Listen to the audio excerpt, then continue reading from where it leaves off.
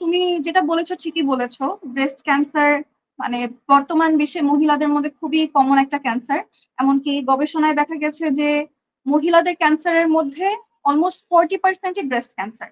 এবং দেখা গেছে আমাদের দেশে বাংলাদেশে অ্যানুয়ালি বছরে 13,000 অলমোস্ট 13,000 মহিলাদের মতো ব্রেস্ট ক্যান্সারে আক্রান্ত হচ্ছে। এবং মানে অলমোস্ট 7,000 মহিলাদের মতো ব্রেস্ট ক্যান্সারে আক্রান্ত হয়ে মারা যাচ্ছে। তো এটা অবশ্যই একটা অ্যালার্মিং বিষয় এবং খুবই গুরুত্বপূর্ণ একটা বিষয়, এবং হচ্ছে এটা নিয়ে আলোচনা করা, সবাইকে জনগণকে সচেতন সচেতন করা খুবই জরুরি। এবং তোমার প্রথম প্রশ্ন যেটা যে ব্রেস্ট ক্যান্সার কি, আমি প্রথমেই বলবো যে আমাদের দেহে আমরা জানি যে কোষ বিভাজন হয়।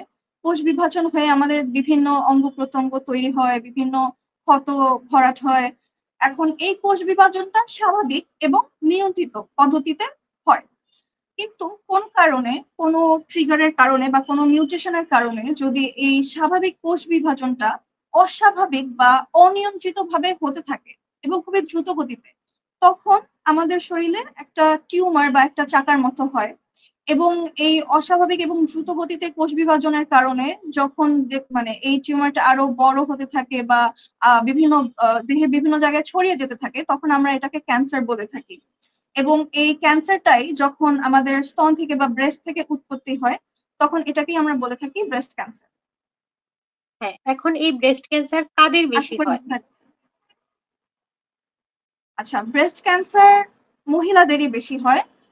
99% ব্রেস্ট ক্যান্সার মহিলাদেরই হয়ে থাকে। তার মধ্যে 60 থেকে 70 বছর বয়সের মহিলাদের এই ইনসিডেন্সটা সবচেয়ে বেশি। আহ, এবং কিন্তু বর্তমান বিশ্বে দেখা গেছে যে এর চেয়ে ইয়াং বয়সী মেয়েরা, যেমন হচ্ছে 45 এর নিচে 20 to 45 ইয়ার্স ওল্ড মেয়েদেরও ব্রেস্ট ক্যান্সার হয়ে থাকছে। This is not anything impossible, it is rare. মানে অল্প হচ্ছে, বাট হচ্ছে। তো এটা গুরুত্বপূর্ণ বিষয়, গুরুত্ব দেওয়ার একটা বিষয়। আর এবং হচ্ছে পুরুষদেরও ব্রেস্ট ক্যান্সার হয়ে থাকে, কিন্তু এটা খুবই রেয়ার, যেমন 0.5 to 1% হয়ে থাকে পুরুষদের ব্রেস্ট ক্যান্সার।